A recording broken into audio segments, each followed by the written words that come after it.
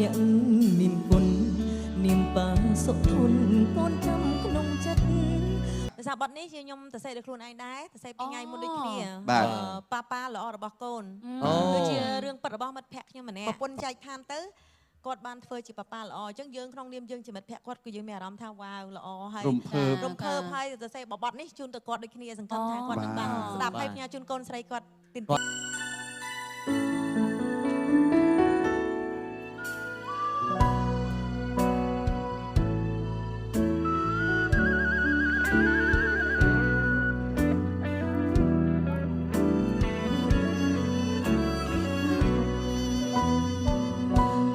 ជា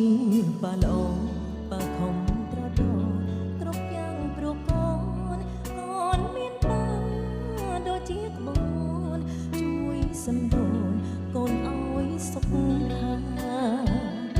ប៉ាខំរាល់ថ្ងៃថ្នាក់ថ្នមកូនស្រីលំបាក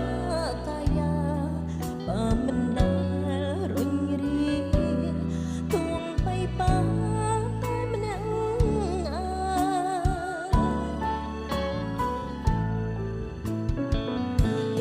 ចាប់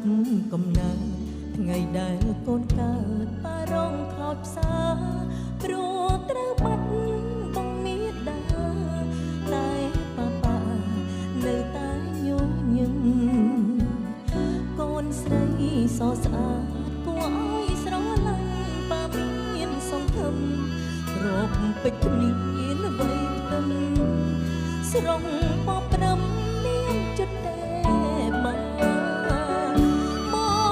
ភាពត្រីដែលរូបកូនស្រីមានប៉ាដ៏ល្អប៉ាជាសសរឹងមាំចំហឲ្យកូនបានហើយប៉ាធ្វើគ្រប់យ៉ាងដើរតួឪពុកដើរតួជាម្ដាយមើលថែកូនមិនណាយទីនស្រឡាញ់ប៉ាអ្នកមានគុណនាមប៉ាសុធនកូនចាំក្នុងចិត្តប៉ាជាម្លប់ក្នុងជីវិតវីរៈបុរសអនចាធំឡើងកូនស្រីសន្យានៅក្បែររក្សាប៉ាកុំបារំណាព្រោះគ្រប់យ៉ាងប៉ាជាប៉ាគំរូណា